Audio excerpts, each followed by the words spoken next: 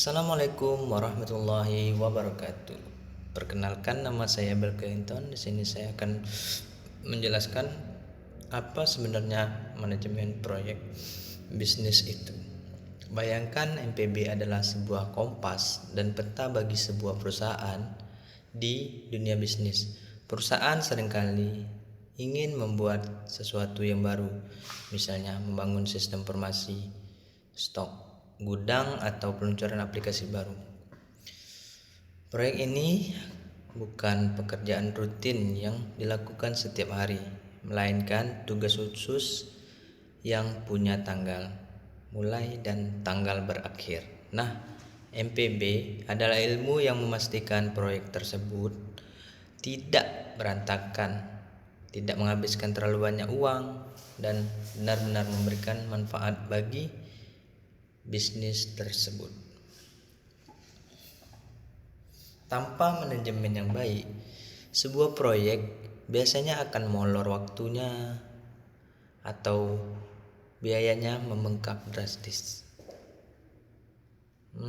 Aturan mainnya, misalkan segitiga keseimbangan dalam menjalankan proyek atau konsep yang tidak bisa ditawar, yaitu segitiga manajemen proyek.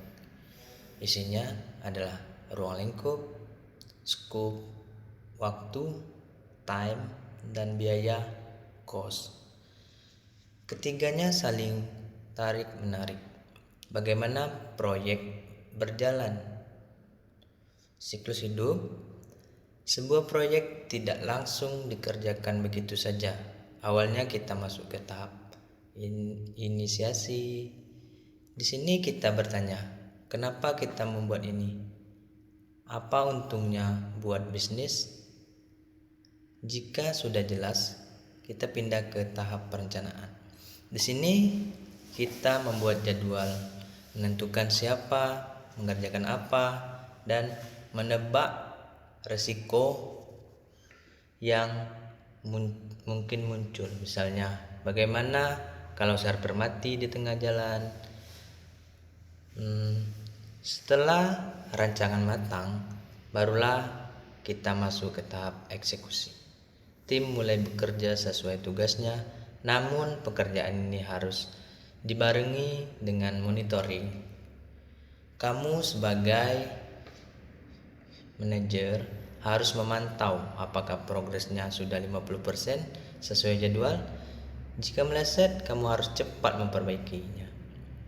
Terakhir adalah tahap penutup, di mana hasil proyek diserahkan kepada klien dan tim melakukan evaluasi untuk belajar dari kesalahan yang terjadi selama proses. Alat bantu yang memudahkan untuk mempermudah melihat semua itu biasanya kita menggunakan alat bantu visual. Salah satu yang paling populer adalah Gantt chart. Ini adalah grafik yang menunjukkan daftar tugas di sisi kiri dan garis waktu di sisi kanan.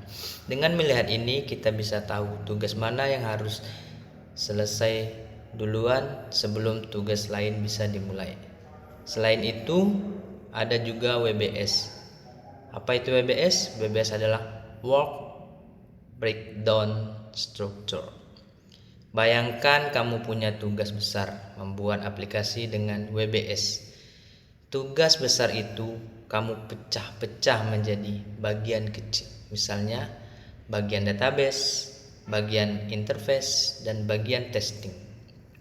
Dengan memecahnya, tugas tadi terlihat berat, jadi lebih mudah dikelola dan dikerjakan satu persatu. Mengapa kita harus peduli kepada risiko?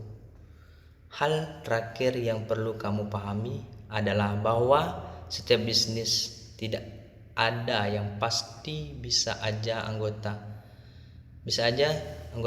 tim jatuh sakit atau teknologi yang digunakan ternyata tidak cocok. Itulah mengapa MPB kita harus selalu punya rencana cadangan. Kegagalan komunikasi sering jadi penyebab utama proyek hancur. Jadi tugas utama di sini bukan cuma soal hal teknis, tapi bagaimana pengelolaan manusia dan informasi agar tetap selaras dengan tujuan bisnis awal. Sekianlah yang dapat saya sampaikan. Saya Berkelinton mengucapkan wabillahi ila aqwamit thoriq. Wassalamualaikum warahmatullahi wabarakatuh. Dadah.